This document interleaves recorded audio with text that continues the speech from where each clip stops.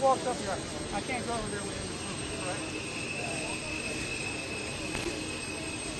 He doesn't talk. The answer is, once you guys go, you're going to take McIntyre and then downstairs.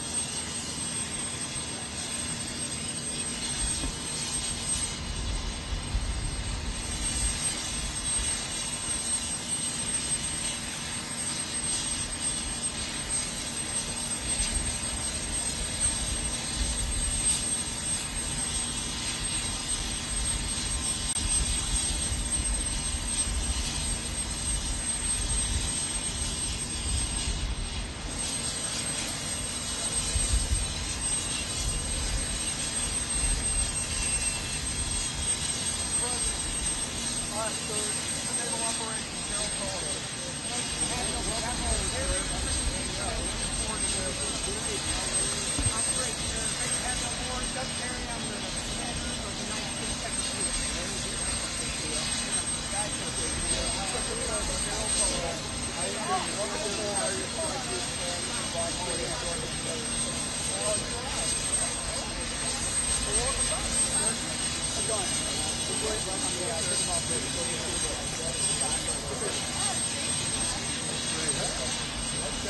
All right. Hello, everybody. Mr. President, sir, we're going to take down to our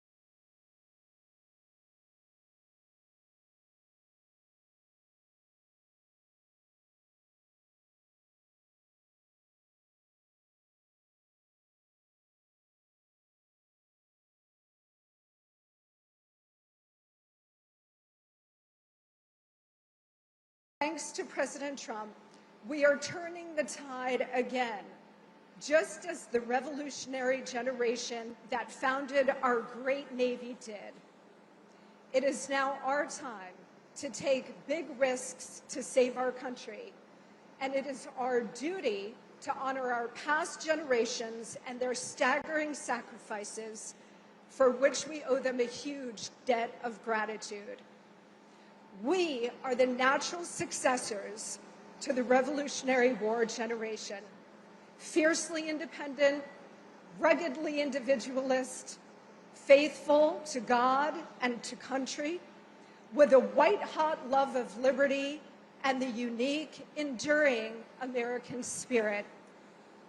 It's been said that great civilizations tend to not last more than about 250 years. We've made it to 249 with our big 250 next year. But preparing for our next 250 years requires forever vigilance, something that the Navy has maintained with excellence, fortitude, and commitment to duty for 2.5 centuries. President Trump is reclaiming the American Republic for the American people.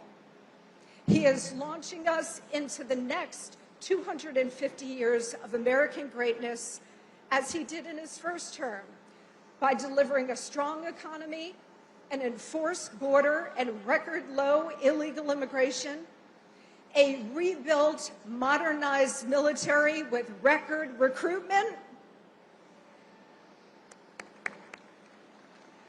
a government that actually serves its people, and world peace.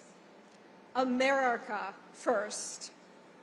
Next year's momentous celebration will be thanks to his leadership in activating a national and worldwide celebration of America's 250th birthday. We are preparing to honor and celebrate our nation's history in unforgettable ways, from our military anniversaries, as we're doing here today, to a majestic flotilla of tall ships from around the world, to many other really big surprises. We know that this celebration will have a truly global impact, showcasing American power and leadership while promoting a future of peace and prosperity.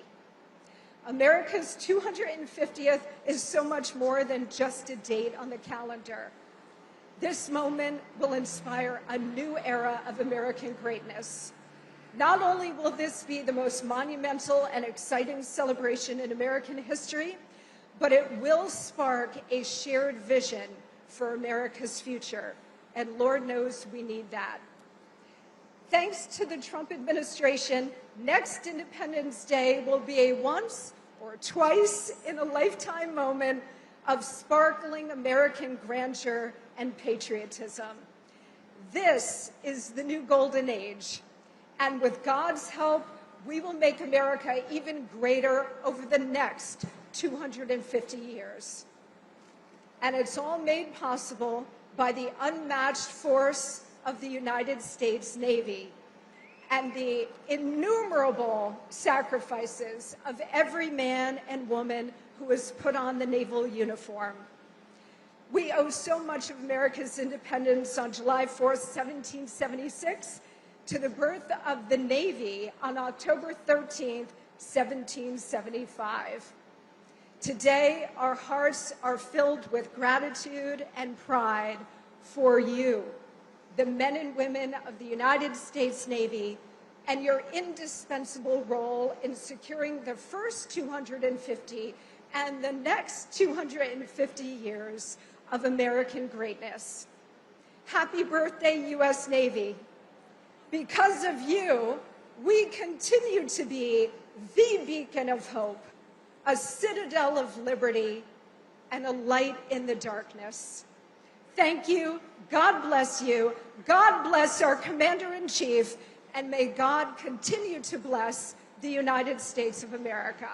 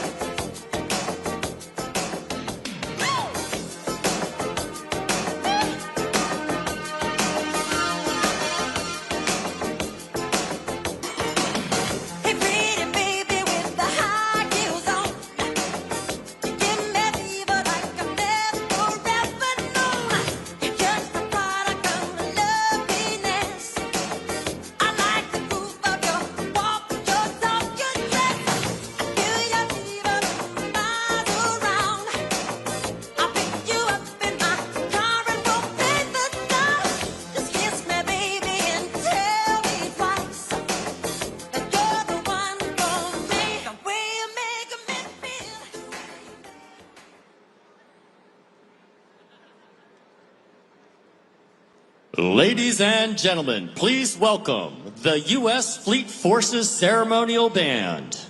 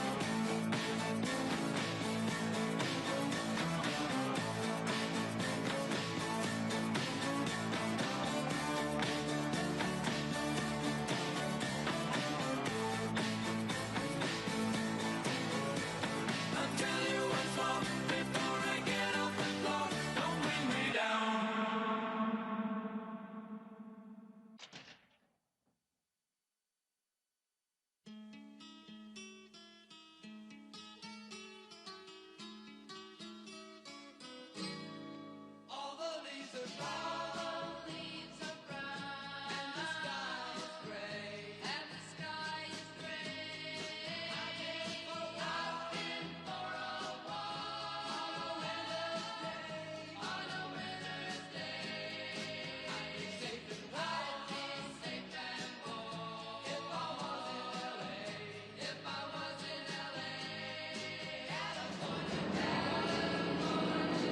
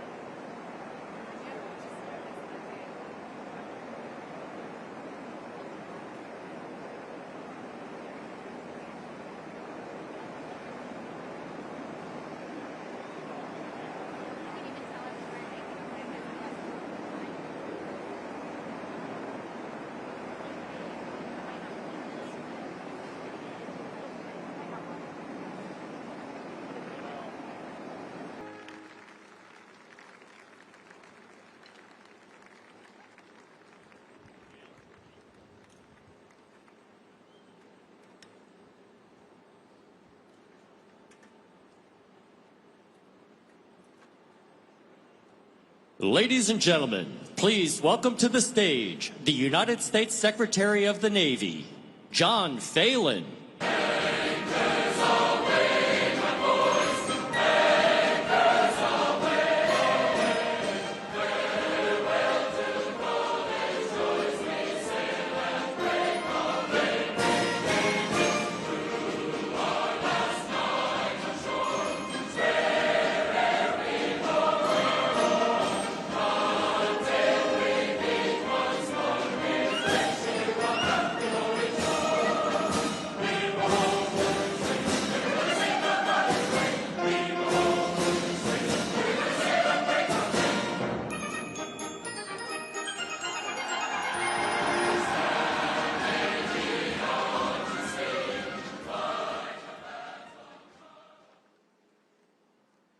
Good afternoon, Mr. President, First Lady. As always, it's great to see you. Mr. President, thank you for your leadership and support of our nation's armed forces. Secretary of War, thank you for your leadership in restoring our focus on the warfighter ethos. Secretary of Veteran Affairs, great to see you today, and thank you for all you do to support our Navy and Marine Corps veterans. CNO, Navy leaders, thank you for ensuring that our Navy and Marine Corps remains the preeminent maritime naval force. Governor, Lieutenant Governor, and members of Congress, thank you for being here today. After seeing today's display of naval power and standing on this pier surrounded by sailors, Marines, family members, and patriotic Americans, all I can say is that was damn impressive. Come on, give them a hand.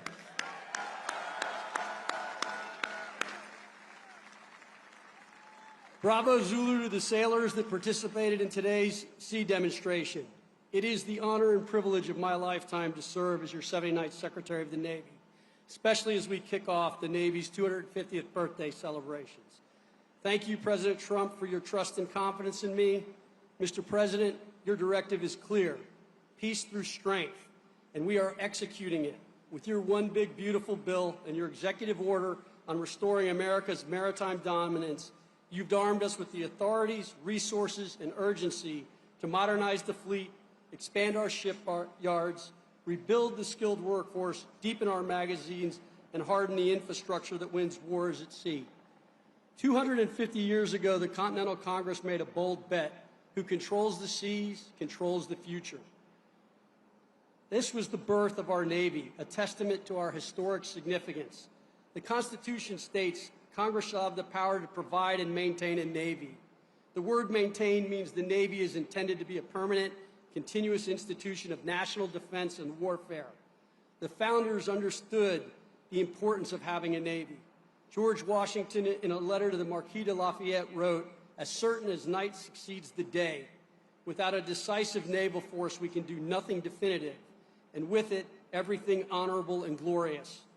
Today, 250 years later, history has proven that to be a superpower, one must be a sea power. Mr. President, your mandate ensures that when the world looks to the seas, it sees an American flag, and behind that flag stands a team that is disciplined, lethal, and dominant. Today, we showed the world what American sea power means: deadly precision, meticulous execution, raw power, and the will to use it. Secretary Hegseth, we are restoring the warrior ethos to this department of the Navy, not by slogan, but by performance. The Truman, right here beside me, sustained more than 50 days of Tomahawk launches and precision airstrikes to degrade Iran-backed Houthi capabilities and protect commercial shipping during Operation Rough Rider. There are many, many missions that we are operating and executing on very well, including choking off cartel cash flows. Between Operation Atlantic and Pacific Watch, we've seized over 450 metric tons of cocaine worth more than $11 billion. These seizures represent lives saved. All these operations show us our fleet is ready to answer the nation's call 24/7, 365. The remarkable success is a testament to the bold vision of President Trump, whose leadership has ignited a renewed sense of patriotism, inserting more Americans to serve. I'm happy to say the Navy broke its recruiting record 4 months early, so help is on the way for the high operating tempo you've been living through. To our Marines standing in the line with us, your grit and discipline give us a fighting force no adversary can match. Warfighters, you are the backbone of this maritime strength, keeping our nation safe and secure and prosperous. You prove every day freedom isn't free. President Trump thanks you. Secretary Hegseth thanks you. I thank you, and your country thanks you. We appreciate the sacrifice you and your families make, and we value your unwavering commitment to the mission. Sea Power is a family business. Your sacrifices are not unnoticed, and they are deeply appreciated. They may wear the uniform, but you share the honor, and we share the pride. God bless you, God bless our Navy and Marine Corps, and God bless the United States of America. Thank you.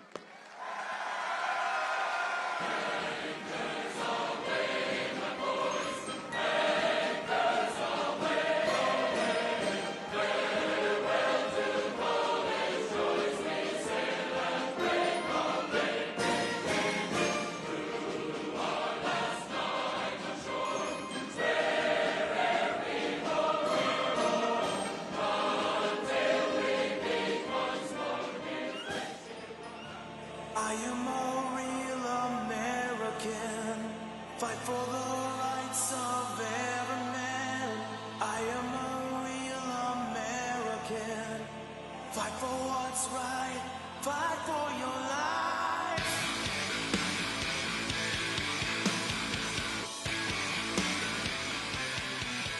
When it comes crashing down and it hurts inside, you gotta take a stand, it don't hurt to hide. If you hurt my friends, then you hurt my pride. I gotta be a man, I can't let it slide. I am a real American, fight for the rights of every man. I am a real American, fight for what's right, fight for your life.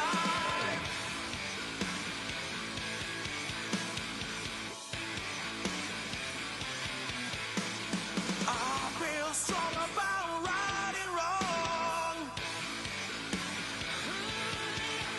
and I don't take trouble for very long. I'll get something deep inside of me. Courage is the thing that keeps us free.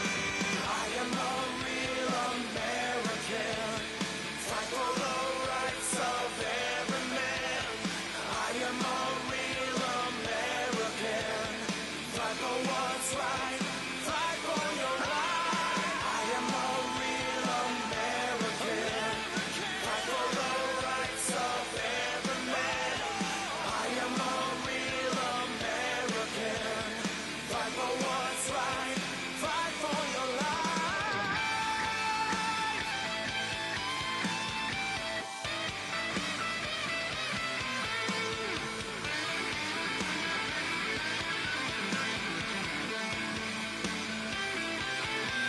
If you hurt my friends, then you hurt my pride. I've gotta be a man, I can't let it slide. I am a real American, fight for the rights of every man. I am a real American, fight for what's right, fight for your life. I am a real American, fight for the rights of every man.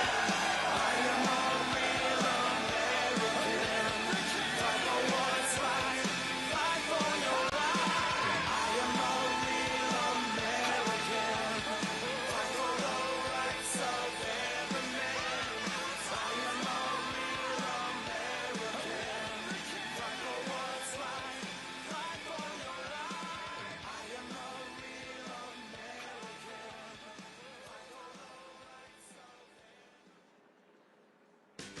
You shake my nerves and you rattle my brain. Too much love drives a man insane. You broke my will, oh what a thrill. Girl, in this wreckage, just quitting balls of fire. I let that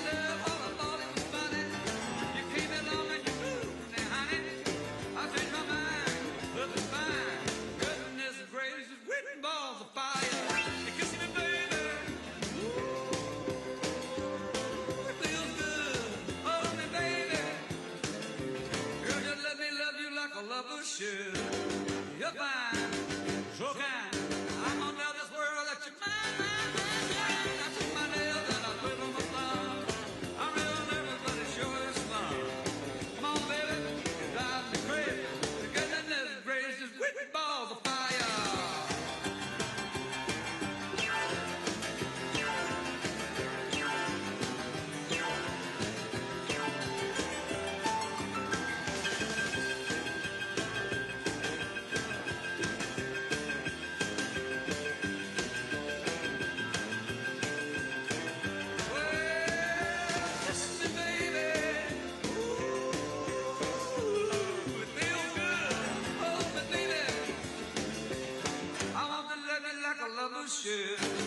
You're fine, so kind. I got to tell this world that you're mine, mine, mine, mine. I treat my nails and I flip on my thumb. I'm real nervous 'cause the show is fun. Come on, baby, drive me crazy.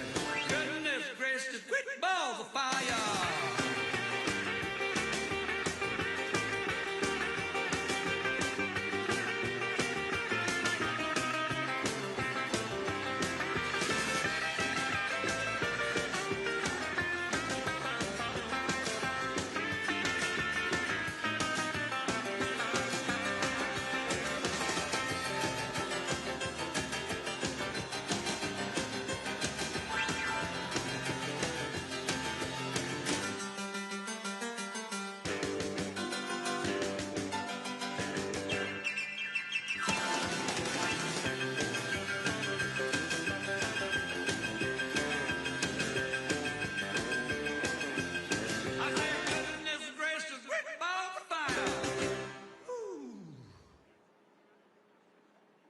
Ladies and gentlemen, please welcome to the stage the United States Secretary of War, Pete Hegseth.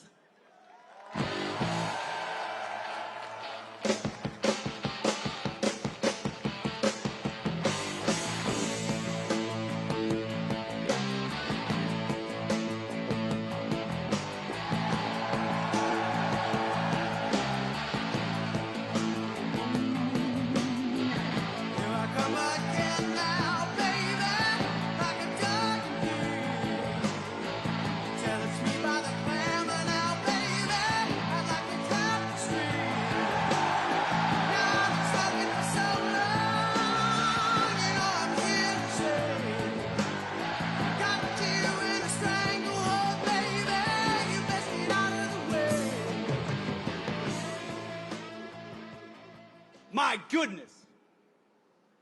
Well, good afternoon. How we doing, sailors?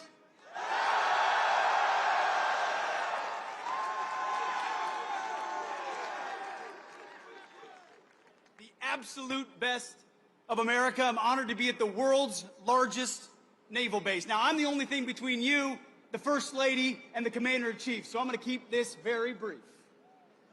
Looking out at all of you, I know you know why the President always says we have the strongest, most powerful, most lethal, most ready military on the planet. And he's going to make sure we keep it that way. This is the perfect way to mark 250 years of the United States Navy. You know, President Trump has made our mission clear. America first and peace through strength, with common sense at every turn. At the War Department, it is the War Department, we're committed to that core mission of peace through strength. And for the Navy, that means more sailors, more subs, more ships, and more munitions for all of them. The Navy and the Marine Corps embody the resilience of our country. Nobody in the world does it better than the United States Navy. Always remember this. Fact. You are not civilians, you are different. Sailors, SEALs, Marines, you were set apart for a distinct purpose. Your diversity is not your strength. Your strength is your unity of purpose, your shared mission, your love of country. Generation after generation, battle after battle, ship after ship, sailor after sailor, you have set the tone. The story began with John Paul Jones when he declared, "I have not yet begun to fight." Today, we have a commander-in-chief who fights for all of you and fights for our country every single day. A commander-in-chief who guarantees that you, the warfighters, have everything you need on the high seas to deter our enemies and, if necessary, win overwhelmingly. We have a president who appreciates your dedication. He appreciates your service, your sacrifice, and that of your family as well. And as I always tell every service member, every sailor I see, he has your back. So warfighters, on behalf of everyone at the Department of War, thank you. Thank you for your commitment to America's Navy. You stand the watch 250 years later. God bless you. God, and may God bless our great republic. Godspeed. Thank you.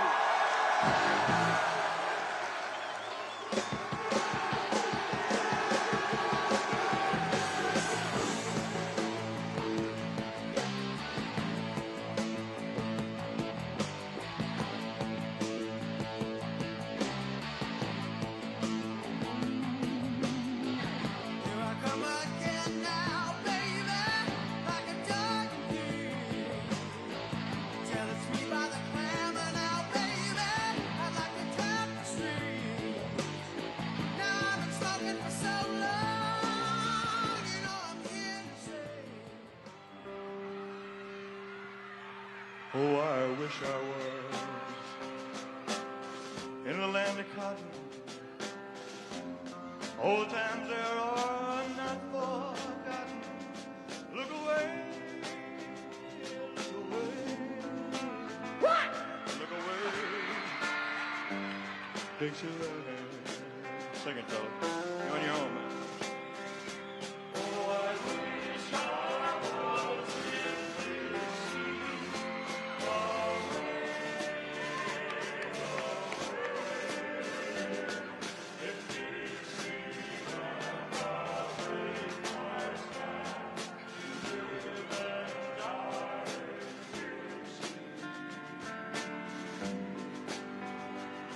for Dixieland, I was born early, Lord, one frosty morn. Look away, look away, look away, Dixieland.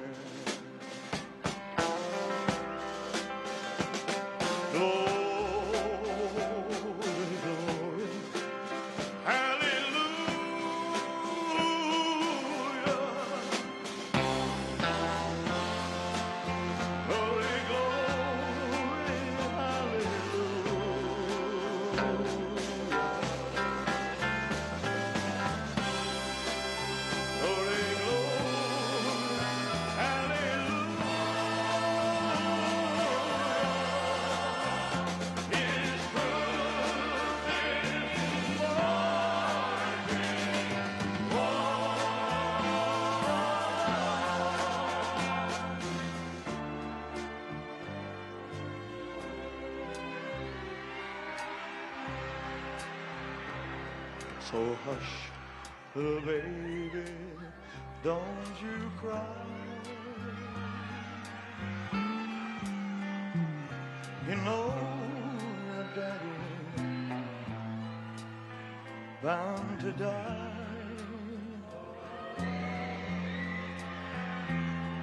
But all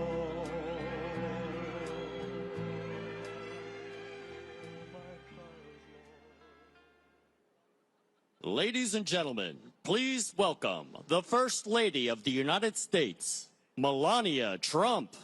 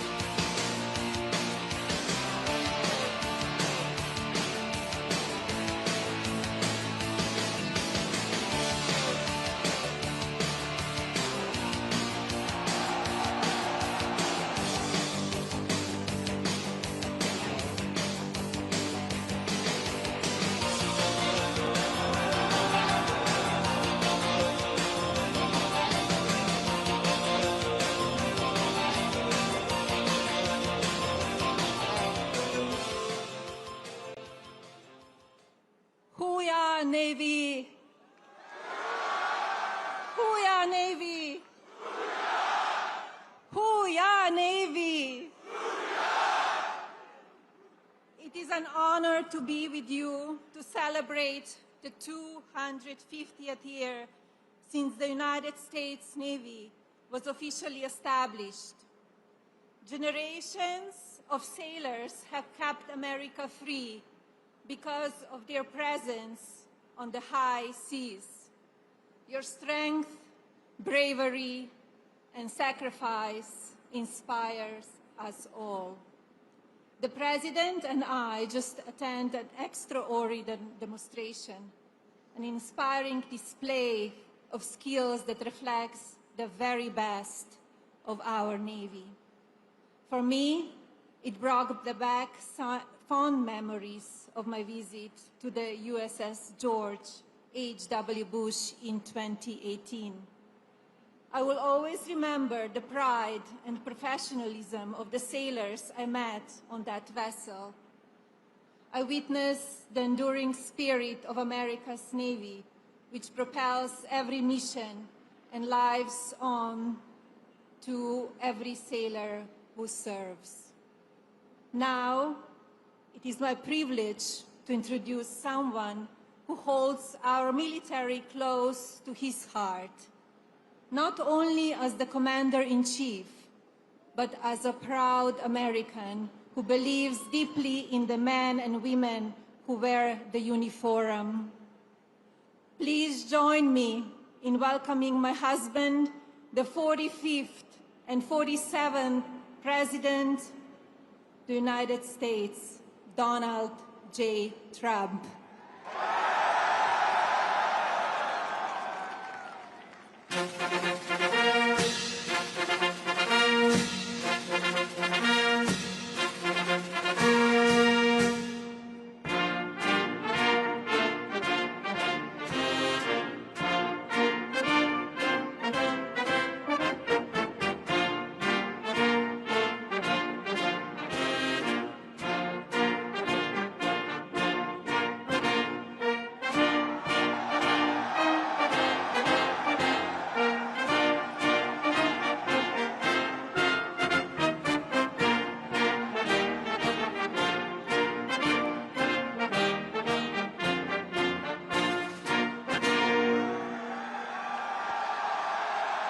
And I'm proud to be an American, where at least I know I'm free. And I won't forget the men who died, who gave that right to me. And I gladly stand up next to you and defend her still today. 'Cause there ain't no doubt I love this land. God bless the USA.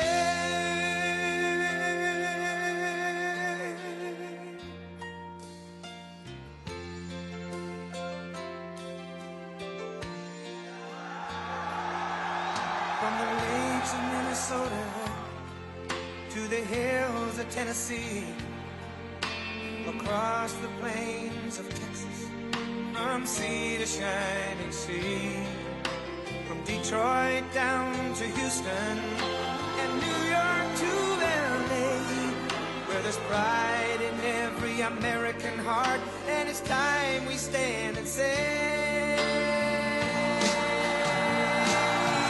that I'm proud to be an American, where at least I know I'm free. And I won't forget the men who died, who gave that right to me. And I gladly stand up next to you and defend her still today. 'Cause there ain't no doubt I love this land. God bless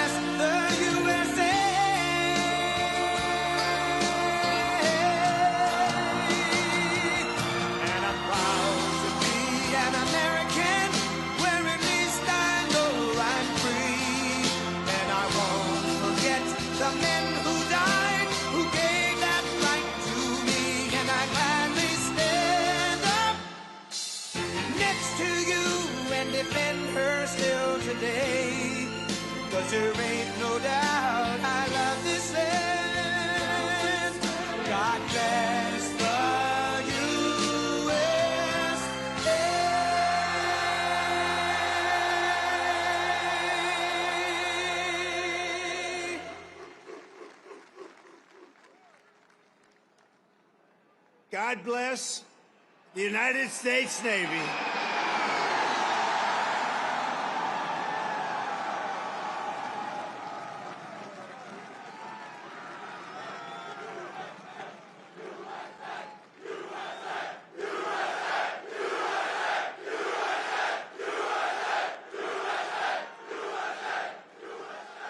Well, that was good timing, wasn't it?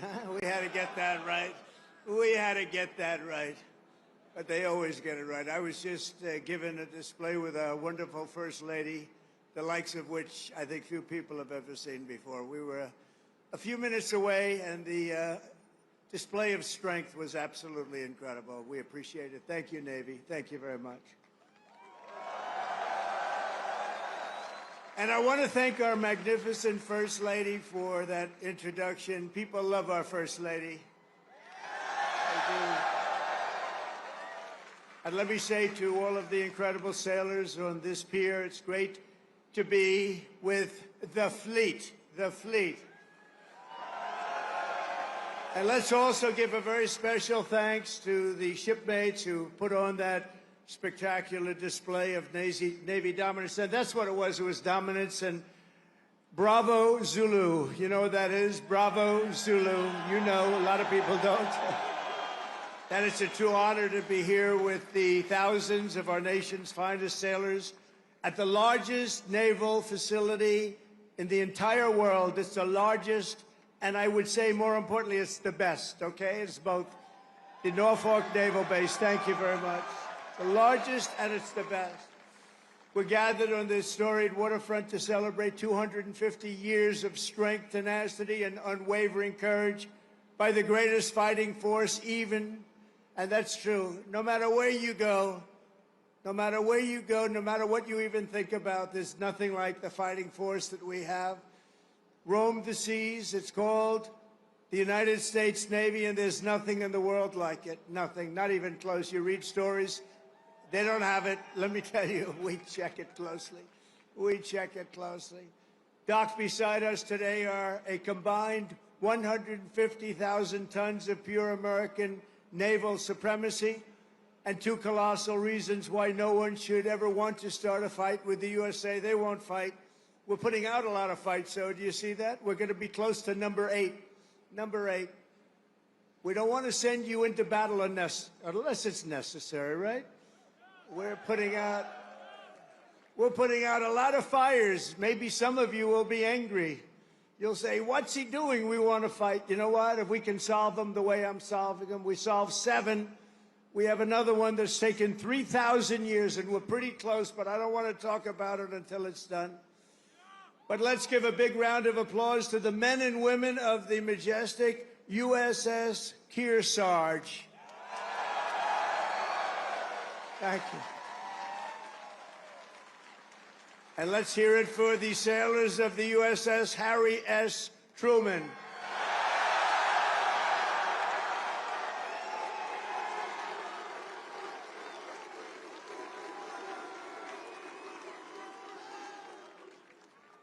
Those who call this carrier home live by a motto that captures the spirit of America's Navy.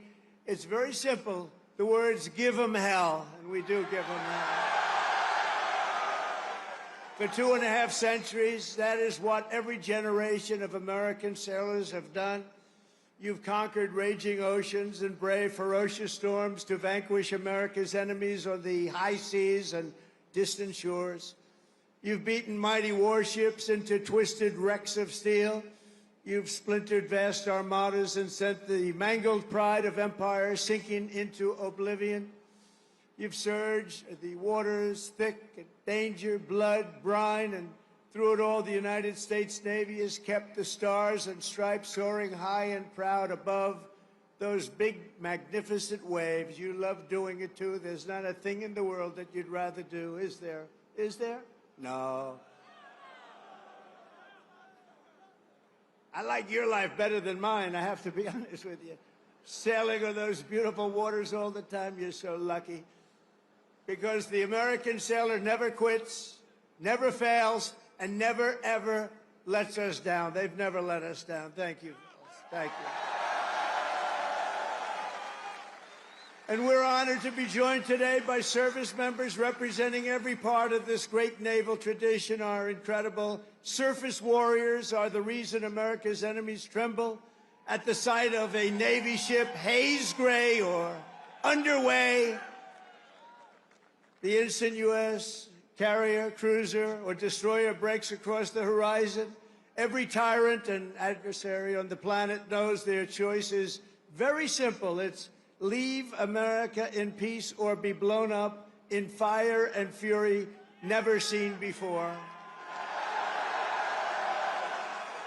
All over the world, people know of the skill, nerve, swagger, and sheer attitude of the boldest and most daring pilots on the sea, the U.S. naval aviators, and I just got to witness it with Melania. They land screaming jets on pitching decks in the dark of night with no room for error. There's no room for error. The greatest pilots in the world. And while Navy pilots rain down pain from above, the greatest adversaries fear the daring deeds of our silent service below.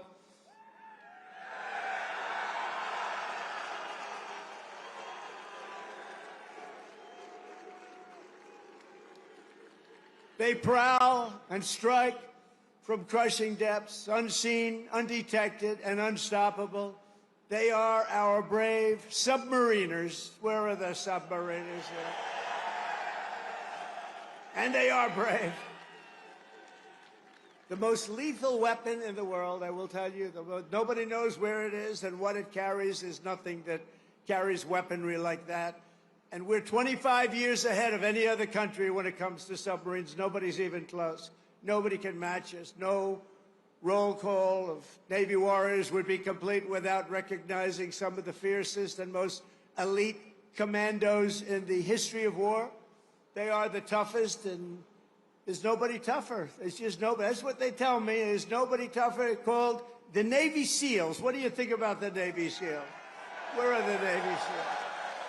We're not going to mess with the Navy SEALs. They are great. Thank you very much. Incredible people. And, of course, our enemies have learned to dread that special cast of warriors who have charged forward almost everywhere America has seized a stronghold or stormed a beachhead. They call themselves the Leathernecks, the Jarheads, the Devil Dogs, but we revere them as the United States Marines.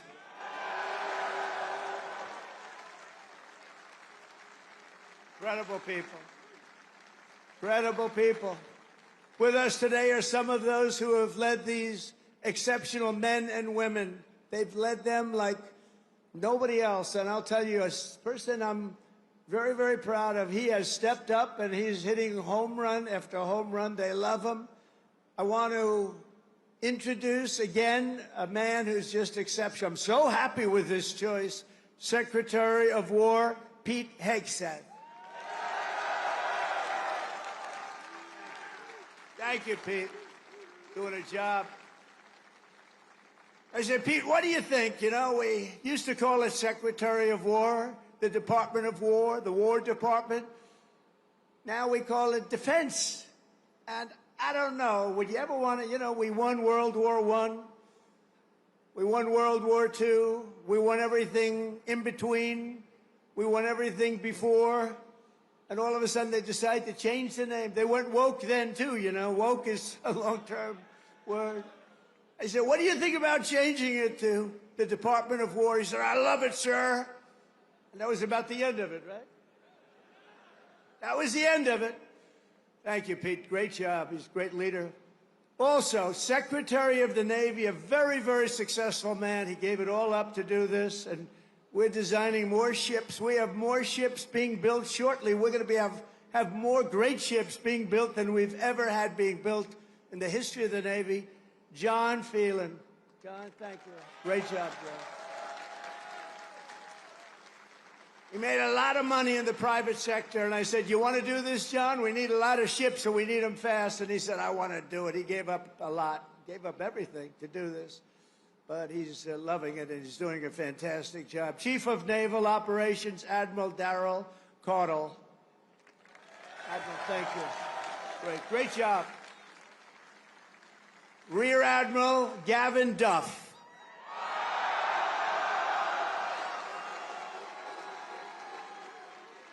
And along with so many different people here, that I could introduce them all day long. I don't want to do that because we got to get to business, talking a little bit about war and peace.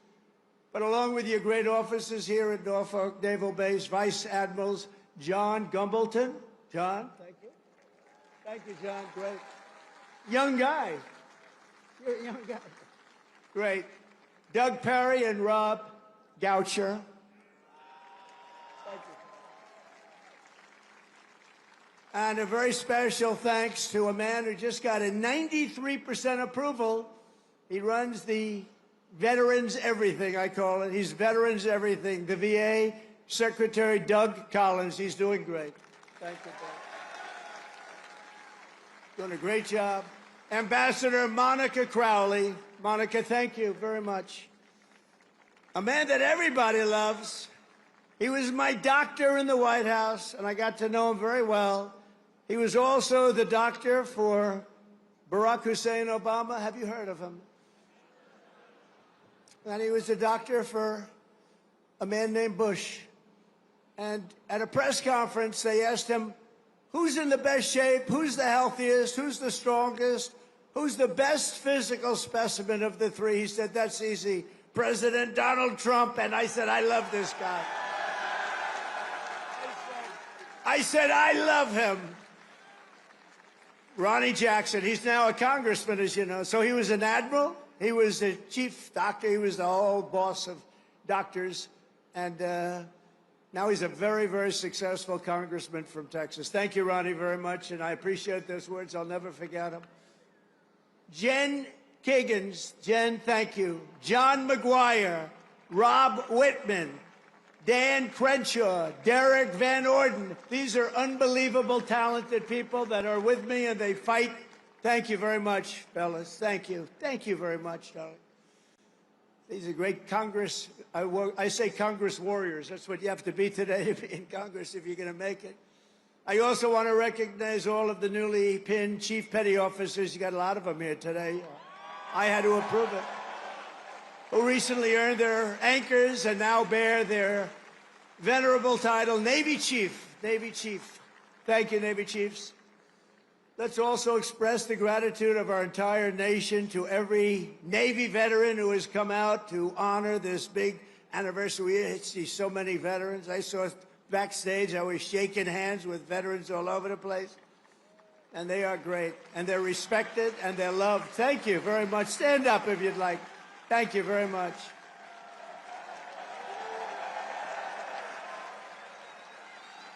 They're really loved. I saw it backstage. I saw so many veterans. My hand will never be the same. Thank you very much. A great honor. And a very special thanks to the countless Navy families who support our sailors with such love and devotion. None of what are, and think of this, without them, you wouldn't be celebrating today. Many of you would not be doing very well. Male or female, you wouldn't be doing very well. So we want to thank our family members, right? All of them. Parents, husbands, wives. Thank you. Thank you very much. From the American Revolution until today, the story of the U.S. Navy is a tale of loyalty, sacrifice, and commitment stretching back 250 years. So we're celebrating 250. I almost thought I wouldn't get to do that because I was president in 2016, and then they rigged the election on me. And then we caught him, didn't we? We caught him, but, you know, we had to run it again. I ran it again, and I got 250, and I got the World Cup, and I got the Olympics. Can you believe all of it? In my first term, I was the one that got the Olympics. I was the one that got the World Cup. And I said, you know, the sad part is, maybe I'll go, maybe I won't even be invited because it won't be during my term. I would say, if we're a Democrat, I might not be invited. They don't love me exactly too much. And then when this happened, now all of a sudden they got all three. But you know what's the most important? 250 years is the most important, above World Cup, above Olympic. But we got them all coming. And on June 14th, next year, we're going to have a big UFC fight at the White House, right at the White House, on the grounds of the White House. When the Continental Congress formed a fleet of just 2 ships in October 1775, many scoffed at their chances against the most powerful empire on earth. That was the most powerful ever, relatively speaking. We had 2 ships. We had nothing other, but we had great heart. They didn't know the audacity and the grit of the American sailor. They had no idea the war for independence gave us some of the greatest American heroes of all time, including the father of the U.S. Navy, Captain John Paul Jones. You know that. When a far stronger British ship demanded his surrender, Jones yelled back that timeless battle cry right now, "I have not yet begun to fight." Don't ask me for that. Think of that. I could just see it. He's a wise guy. He's asking, I haven't even begun to fight, and he knocked the hell out of him. In the War of 1812, Captain James Lawrence shouted his final words to his crew as blood streamed down from his mortal wounds. "Fight her till she sinks," he yelled. "Don't give up the ship. Don't give up the ship." These are all incredible, very, very famous statements now with years and time. Very famous. Don't give up the ship. I say it all the time. You're a little behind. I say, don't give up the ship, and we win. We all know how to win. Today, that eternal creed is written into the hearts of every sailor in the fleet. America's Navy never, ever gives up the ship, right? We never give it up. Another titan of the early Navy was the great Commodore Arthur Sinclair. He defeated the French in the Caribbean battle, and then he went to work on the Barbary pirates off the coast of Tripoli and raided British forces when they were so powerful in 1812, the War of 1812. He raided them. He was knocking them out one by one. Everyone said, where does this guy come from? And we're all descendants when you think of it. Commodore Sinclair went on to become the commanding officer here at the Naval Station Norfolk, right here, where he founded a nautical school for officers that eventually became the one and only U.S. Naval Academy.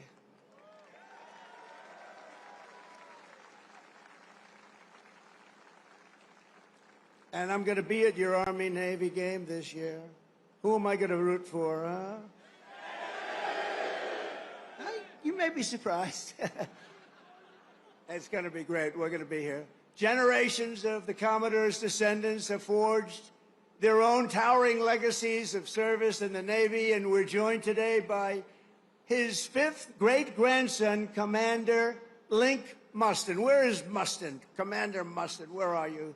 He's here. Wow, look at this handsome guy. That's good genetics, right? He's got good genes. Thank you very much. Commander, thank you for continuing a family tradition that has endured for 2.5 centuries. Can you believe that, huh? I wonder if they were as good looking as you. I doubt it. You just got better with age, right? Congratulations. Is that young man your boy? Wow. He beats you. They beat you. That's what we want to see. Over the generations, our Navy sailors raised Old Glory above the streets of Veracruz, sent the Spanish fleet to its watery grave in Manila Bay, and buried the vicious German wolfpacks at the bottom of the sea. Those were vicious, vicious wolfpacks. They were brutal. They were hitting us hard, and then we came up with the answer, didn't we? We came up with the way to knock them out, and we were knocking them out so fast they didn't know what to do. It was really the end once we discovered the secret through some brilliant minds. A lot of them are descendants of the people here right now. In every era of conflict, the Navy has never failed to hunt, kill, and to win. Never failed. Never failed.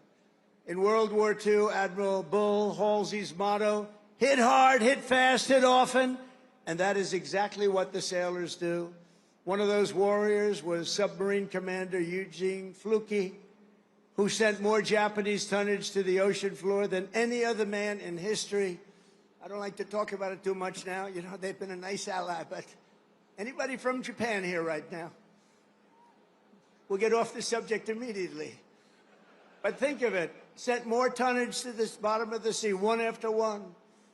Aboard the famed USS Barb, he destroyed a Japanese tanker and a carrier with a single salvo to his men's chagrin. They were very concerned about it. They didn't think we could do that, and he just knocked them out one after another. And again, torpedoes were flying, but His greatest feat came when he spotted 30 enemy ships at port off the coast of China. You know that, the very famous story. Commander Fluke ordered his men to their battle station, slipped into the harbor, and sank 6 vessels at one time before taking off into the beautiful, wild blue ocean. He received 4 Navy Crosses, the Legion of Merit, and the Congressional Medal of Honor. That was a brave guy.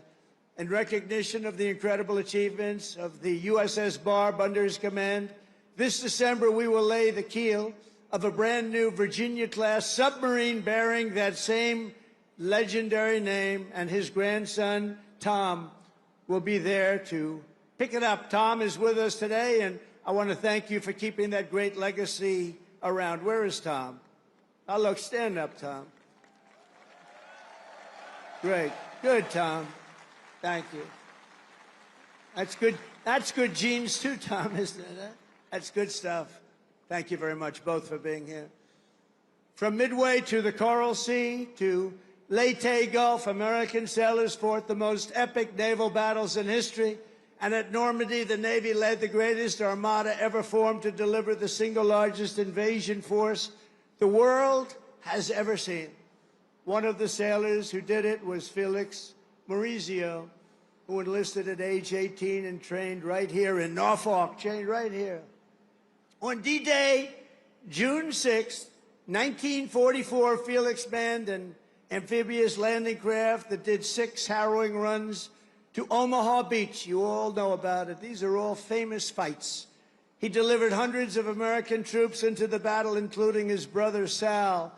Felix lost so many of his friends that day, but he kept fighting. He kept going out there, getting more soldiers, getting more of everything. He just kept coming. They couldn't stop him, and went on to serve in the Pacific under the great Admiral Nimitz. In February 1945, he spent his 21st birthday landing Marines on the blood-soaked sands of Iwo Jima, one of the bloodiest, toughest battles ever. Historic battle. 6 months later, he was aboard the USS Talladega in Tokyo Bay. When Japan surrendered, they said, I don't think we want Felix hitting us anymore. And he retired as a Chief Petty Officer in 1966. This year, Felix celebrated his 100th birthday, and he is here this afternoon as a living testament to the glory of the United States Navy. Wow.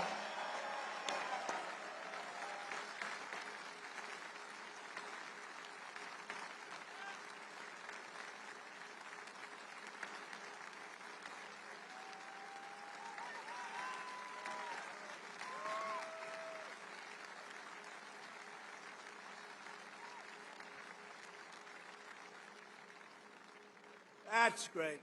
He looks good. Felix, you look better than I do. I'm not happy about this, Felix. Nah, they don't want to mess around with him. And Felix, we salute you. Thank you very much. Incredible. 100 years. In Korea, American sailors and Marines carried out the daring landing in Incheon and flew more than 250,000 combat sorties against the enemy. It was an amazing effort. In Vietnam, the Navy unleashed Operation Rolling Thunder and deployed a brand new unit, the Navy SEALs, to tear up Mekong River Delta. Problem with Vietnam, we stopped fighting to win. We would have won easy. We would have won Afghanistan easy. Would have won every war easy. But we got politically correct. Let's take it easy. We're not politically correct anymore, just so you understand. We win. Now we win. We don't want to be politically correct anymore. And history will never forget that it was the SEALs who stormed the compound at Osama bin Laden and put a bullet in his head. Remember that? And please remember, I wrote about Osama bin Laden exactly 1 year ago, 1 year before he blew up the World Trade Center. And I said, you got to watch Osama bin Laden. And the fake news would never let me get away with that statement unless it was true. But I said 1 year before to Pete Hegseth, I said 1 year before, where's Pete? In the book, I wrote, whatever the hell the title, I can't tell you. But I can tell you there's a page in there devoted to the fact that I saw somebody named Osama bin Laden, and I didn't like it, and you got to take care of him. They didn't do it. A year later, he blew up the World Trade Center. So we got to take a little credit because nobody else is going to give it to me. You know the old story? They don't give you credit, just take it yourself. And it was the U.S. Navy that dumped his wretched corpse off the decks of the Carl Vinson to sink into the dark abyss. The Navy's central role in the defense of our liberty continues to this day. Just a few months ago, the Ohio-class guided missile submarine played an indispensable part in one of the most spectacular military feats the world has ever seen, the obliteration of Iran's nuclear sites in Operation Midnight Hammer. How did that work out? Pretty good, right?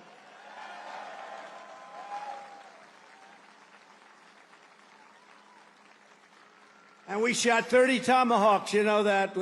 On top of, after the B-2, how about that? The B-2s, what they did, those beautiful flying wings, what they did, they hit every single target they hit. And just in case, we shot 30 Tomahawks out of a submarine, every one of them hit too. So I would say Iran was not particularly thrilled. They were going to have a nuclear weapon within a month. And now they can start the operation all over again, but I hope they don't, because we'll have to take care of that too if they do. I let them know that. You want to do that, it's fine. But we're going to take care of that, and we're not going to wait so long. It should have been done long before I came along. You know that I had the pilots of the B-2s in my office, the famous Oval Office. I had them in the B-2s. They came in to the White House, and we talked about it. They said, you know, sir, for 22 years, our predecessors and us trained for that hit. For 22 years, they were training to take out the nuclear potential of Iran. He said, but it was only when you came along that we did it. And they were so happy that they did it. But they've been training for that hit for 22 years, but no president wanted to do it. They would have had a nuclear weapon within a month, probably within a month or shortly thereafter. And speaking to them would have been much more difficult. In recent weeks, the Navy has supported our mission to blow the cartel terrorists the hell out of the water. You see that?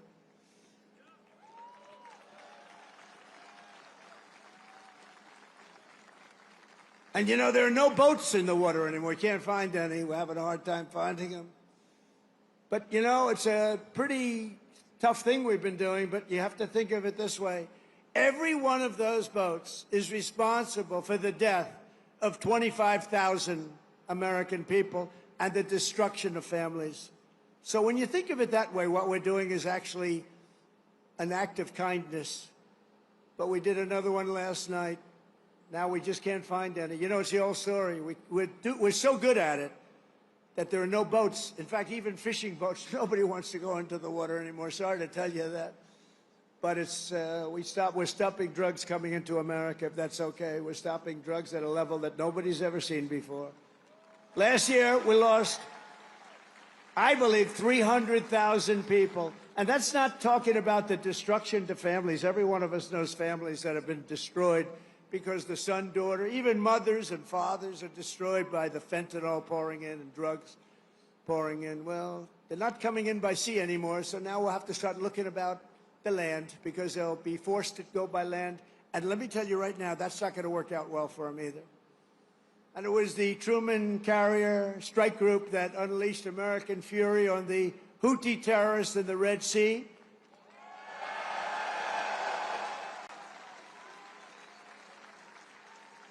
And as you know, they settled.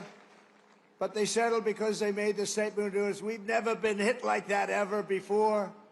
And earlier this year, conducted the single largest airstrike from an American carrier in history. That was the largest ever. I want to express my personal thanks to every single sailor who contributed to these phenomenal victories. We only know victory. We're only going to know victory. We don't want to know the other word. We want to know victory. We're going to have great victories in the years to come. Well, at least for almost 3.5 years, we're going to have great victories. I want to thank a group of women from North Carolina. Look at these great. Will you stand up, please? These beautiful women have followed me. This is number 151. You could call a rally. This is sort of a rally. Let's face it. This is a rally. This is a speech of love. We all love our country. But that group is from North Carolina. They're up to about 151 visits. They have a whole group of them. I never see their husbands. I don't know what's going on with their husbands. I assume, do they still love you, the husbands? Yes, good. But I want to thank you. 151, they've been following me since 2016, and you look even better now than you did then. But I want to thank you very much. It's a really group. They love our country. They like Trump, but you know what they really do? They love our country. And we have the right policy, right? We have policy. We don't want crime. We don't want men playing in women's sports. We don't want transgender for everybody. We don't want to have open borders where millions of people come into our country from jails, from prisons, from mental institutions and insane asylums, drug dealers, murderers. 11,788 murderers were allowed to come into our country. A lot of them are gone. And by the way, Washington, D.C. is a safe place right now. It went from one of the most dangerous cities in our country, can you believe that, to probably the safest, among the safest in our country. Nobody's being hit anymore. It's very safe, and I want to thank you. A lot of the people here have helped. A lot of the people in the audience are people that have straightened them out. It took 12 days, think of that. Now we're in Memphis. We're doing the same thing in Memphis, and we're going to Chicago. You know, we have a governor that thinks it's wonderful when 50 people in a short period of time were murdered in Chicago. Over 200 people were hit. And so we send in the National Guard. You know what? We send in what's ever necessary. People don't care. They don't want crime in their cities. And we're doing it, and we're doing it well. We're doing it like nobody's ever done it before. So I just want to tell you, you're very close to D.C. The restaurants are thriving.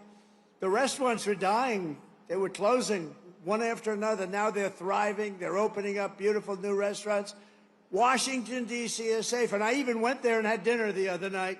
And I stood right smack in the middle of the street. Secret Service was thrilled. And I gave a news conference. It's a safe place now. Washington, D.C., it's always going to be. Our nation's capital is always going to be safe. We're never going to let that happen again, what happened there. One of the most beautiful places. We're doing a big beautification program. It'll take me very little, very short. But we're doing a beautification program to go along with the security and safety. We're getting rid of the graffiti, the potholes, the broken medians between roads. We're doing a real job, and you'd be proud of it. I think everybody here is proud of it, frankly. That's our nation's capital, and that has to be clean, beautiful, and safe. The U.S. Navy always stands for America. As your commander-in-chief, I will always stand for you. I promise you that. You know that. That's why you voted for me in numbers that nobody's ever seen before. And I want you to know that despite the current Democrat-induced shutdown, we will get our service members every last penny. Don't worry about it. Don't worry about it. Don't worry about it. Do not worry about it. It's all coming. It's coming. And even more because I'm supporting the across-the-board pay raises for every sailor and service member of the United States Armed Forces. But we have to take care of this little gnat that's on our shoulder called the Democrats. They want to give all of our money to illegal aliens that pour into the country. And, you know, I have a bigger heart than they do. But the problem is when you do that, they come in by the millions. Everybody wants that, so you can't do it. But I've also pledged the largest ever investment in our military's history. We're spending over $1 trillion. We've never had anything like that before. $1 trillion on our military, and that includes, along with your Secretary of the Navy and Pete Hegseth, we're going to be building lots of ships and doing a lot of things that you haven't seen happen for 35 years. We'll soon revitalize our once great shipyards with hundreds of billions of dollars in new investments and people coming from all around the world, and they're going to build ships in America. We want them built in America. And as I told our generals and admirals last Tuesday, we are getting wokeness the hell out of our military. It's gone. It's really gone. I don't know that it was ever really here. I think some of the top people had it. I knew a few of them that were they were major losers. But they were losers. Unlike our great general, the chairman of the Joint Chiefs of Staff, who may be here, Dan Raisin Cane. You know Raisin Cane? When I heard his name, I said, that's the guy I'm looking for. But he's been an amazing warrior, and, you know, he was the one headed up the attack on Iran. and everything he's touched has turned out great. He knocked out ISIS. So I was told it would take 4 to 5 years to beat ISIS. When he came on board, he did it in 4 weeks. We knocked him out in 4 weeks. 100% of the ISIS caliphate. Is Dan Kane here? He is, you know why? Because he's working. That's the one thing. We don't have to worry about him. But he is a fantastic man. It's the man I wanted right from the beginning. I said, if I ever do this again and if I could get lucky enough to win, because we have a base like nobody in history has had, I said, I'm going to pick Raising Cane as the chairman. And that's what we did, and he's been incredible. We will not be politically correct when it comes to defending American freedom. That's why we have renamed the Department of Defense at Department of War, as I said, and we have changed the name of the Gulf of Mexico to the Gulf of America. That was easy. That was an easy one. You know, for years I've looked at it, and I added it up, and I figured we have 92% of the frontage. I say, how come we call it the Gulf of Mexico? I mean, I wouldn't say that Mexico is thrilled with me, but what are you going to do? It's the Gulf of America, and I love it now. I was watching the other night a report, and they said very routinely, in the Gulf of America, this is the, you know, they just went on to talk about it. They didn't do it with a smirk or a smile. They didn't say, in the Gulf of America. No, it's called the Gulf of America now, and nobody's playing games with it. We got sued by the Associated Press, and they lost. In fact, the judge was so good, he said, he's calling it the Gulf of America. He's got all the approvals. You have to do that, too, to the very liberal Associated Press. They got thrown out of court. In fact, they're almost not allowed to cover me anymore because of that. It was a big hit. So I'm very proud of that. Under our leadership, the spirit of the American forces is soaring like it has never soared before. I think right now we have more spirit than we've ever had before. After years of recruiting shortages, we couldn't get guys or gals to become sailors. 1 year ago, they didn't want to be a sailor. Although I must say, once I said we're going to run, a lot of people, it made it better. But let's go back 2 years, and it was even worse. Because there was no hope. We had this horrible, horrible president who had no clue what the hell was happening. The chances of him walking down those stairs successfully were not good. And I have to be careful, because one day I'm going to probably fall. No, the North Carolina women said that will never happen to you. I always say, walk down the steps nice and slow. You ever notice I do nice? I don't have to bop down the stairs. Walk nice and slowly.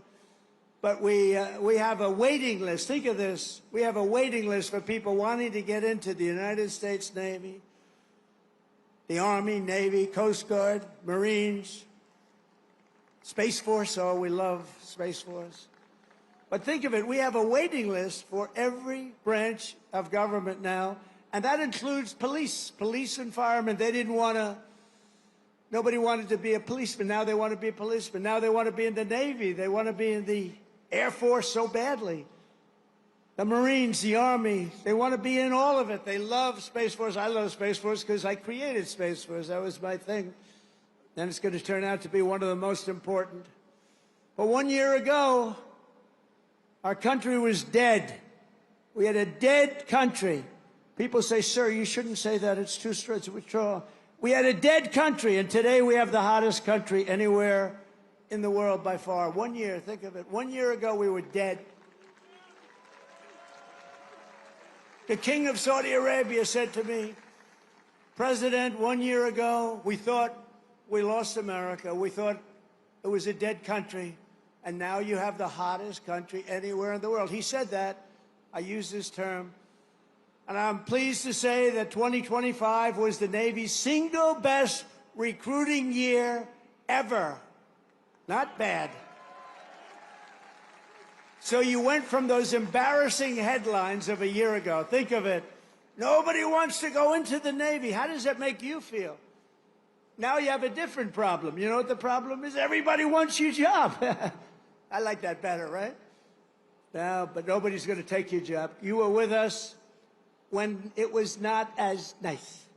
It wasn't as nice. Those are the people I like the best, too. The people that were with me when it wasn't looking so good, like these ladies from North Carolina. They were with me when it wasn't looking that good. A lot of fake scandals were created, all fake. One of those eager new recruits is 18-year-old Aiden Rollins, a recruit like I'm so proud of. Aiden's father was a sailor, his grandfather was a sailor, and after 4 years of Navy ROTC, it is Aiden's turn to carry on that tradition. When he enlisted in April, his father, Daniel, a Navy veteran, was so inspired that he decided to re-enlist too. Wow. I'm delighted to say that father and son are here with us today representing the future of this great fleet. Please, Aiden and your father, please stand up. Wow.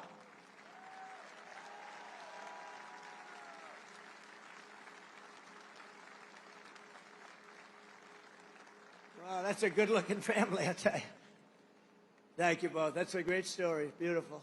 Your father looks pretty young, Aiden. I mean, he's a young-looking guy. Every sailor, aviator, submariner, and shipmate in the Navy inherits a tradition of excellence and daring, power and glory unmatched in the long saga of mankind's voyage on the sea. From that first ship, the schooner Hannah, to the awesome sight of a modern carrier battle group underway, the U.S. Navy has always been the iron will of a proud and mighty nation pushing forward through the currents and over those big, beautiful waves, through the spray of raging combat and the fog of naval war. America's sailors have proven time and again that our Navy does just the best job there is. Anything having to do with sailing the oceans, there's nobody to compete. We own the skies, we stalk the depths, and we rule the seas like nobody has ever ruled the seas. From Boston Harbor to Hampton Roads, from the Philippine Sea to the Red Sea, from the Guadalcanal to the vast, great Atlantic Ocean.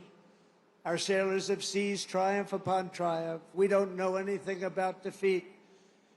We heaped honor upon honor and carved greatness and splendor into the pages of history. We only talk about the Navy and only use that word, splendor. We also say victory because that's the other. We have splendor and we have victory on gun decks and flight decks.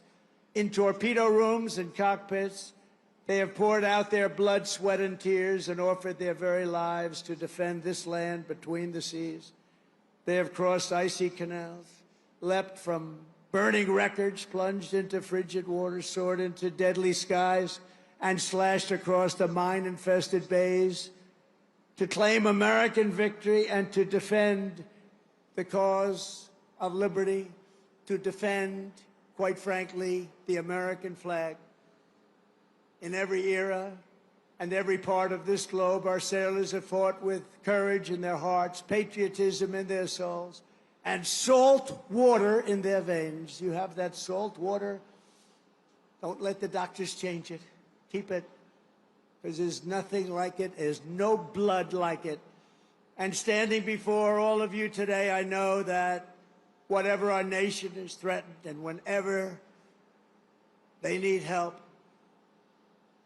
whenever duty calls, American sailors will hoist our flag high and they will rally to Admiral Farragut's immortal battle cry, "Damn the torpedoes, full speed ahead, go, you son of a gun."